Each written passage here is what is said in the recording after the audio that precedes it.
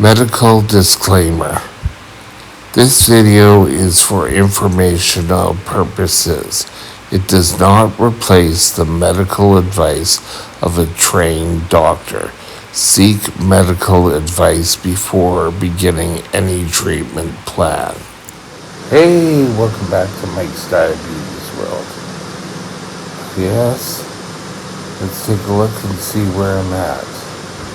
I've started to drop again. If you watch the last 2 days, which were all filmed on the same day, you'll see that I started to creep up. So, let's take a look at today. Take a look right here in the corner.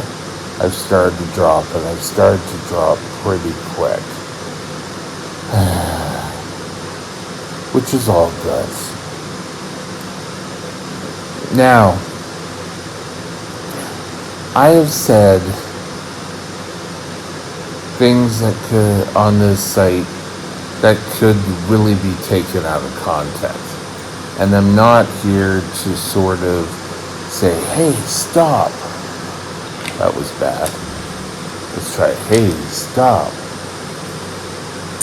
But on this site, I mentioned that a type 1 diabetic can eat anything.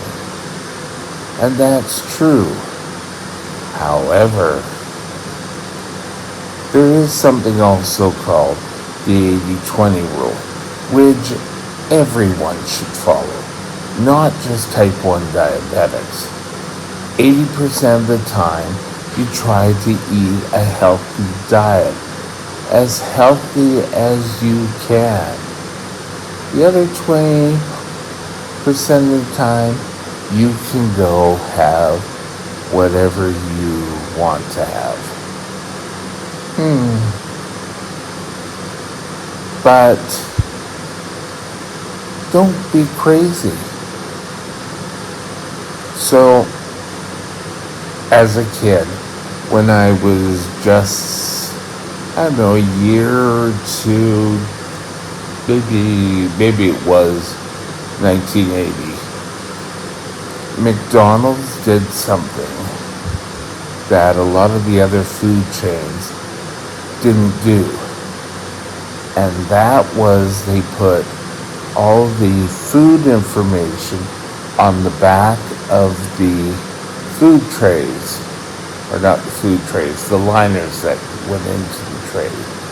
So you were able to go as diabetics and see, okay, a Big Mac had how many carbs, how much salt.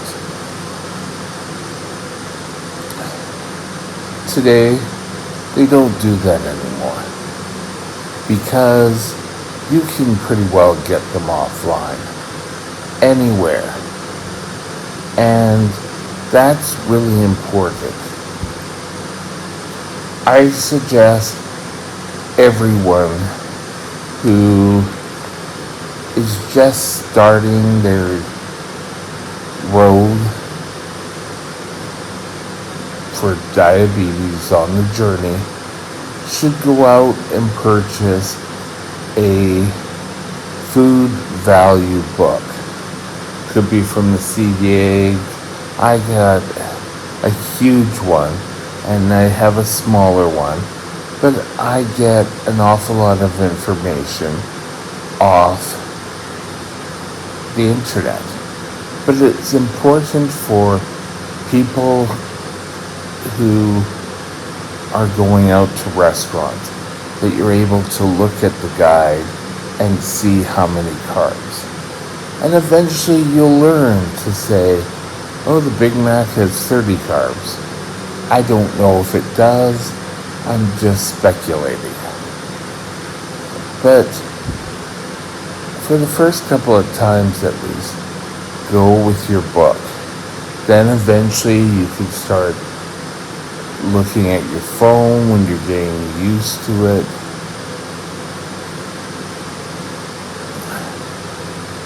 Believe it or not, it is quicker to find your meal from a book than it is from going to the website. And Once you know exactly what you're looking for, by all means use the website. But have a reference material. There's always something you can go back and take a look, and you could learn how to count the carbs. It's very easy. Yes, you go out with friends and, oh well, I'll count the carbs later. I'll take, I don't know, half of what I think I'll eat, and then I'll eat it, and then I'll see what my blood sugar is after. It's not the greatest. It can work, but it's not the greatest.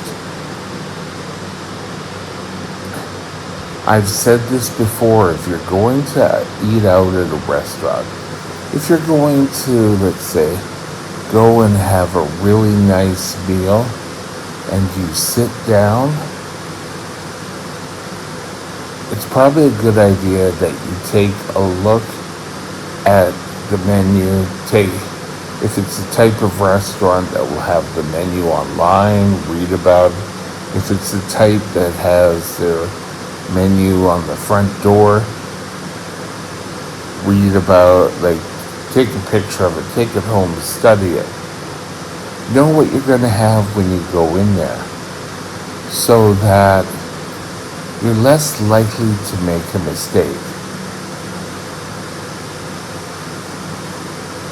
Now, it's important that as diabetics, we watch our fats, we watch our salts.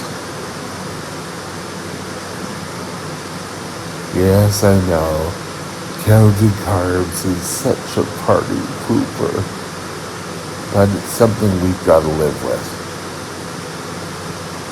I'm sure you don't want to eat more food and take less insulin than is required for that food. Hell no. You don't want to take less insulin, because then you're going to be high all night. And nothing's worse than going to bed when you have a high blood sugar, because you're up all night going to the bathroom. And I went to the hospital, and I've done videos on it just recently. And when I was high blood sugar, they gave me a catheter, a Foley. And while I was high blood sugar, I was so thankful of that. I didn't have to get up every night, use the urinal. It was all taken care of. You don't have that choice. You don't want to go and then end up having so high blood sugars. It's not what you want to do.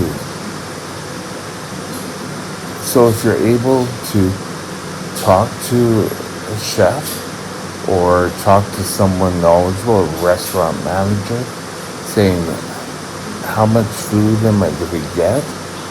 Because I know I'm guilty that if I go and someone brings me a big plate of food, I feel like I have to eat it.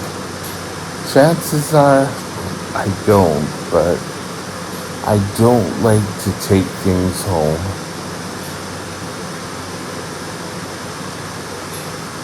But, so I'll end up having a high blood sugar. Know what you're getting yourself into is probably the best way to describe this. You don't want to eat too much. You don't want to eat too little. The best rule of thumb is, I know that a lot of times we talk about taking your insulin. We usually say taking it, 15 minutes beforehand. When you're out and when you're at a restaurant, take it when you have the food. Yeah, you may have a little bit higher blood sugar, but you won't have a chance of going low. I went out with a friend who also had type 1 diabetes, and we took her insulin and sat down, and there were problems getting our food, and we kept waiting, and we ended up getting sweating, and luckily they kept bringing us Coke, and I think they brought us bread, but you don't want to end up in an emergency situation when you're going out and trying to have a good time. So remember, count carbs, take a look at the diet, take your insulin when the food comes. Be diligent about this. Have a great day. We'll talk again soon. Bye now. My email is mikesdiabetesworld@gmail.com. mikesdiabetesworld@gmail.com.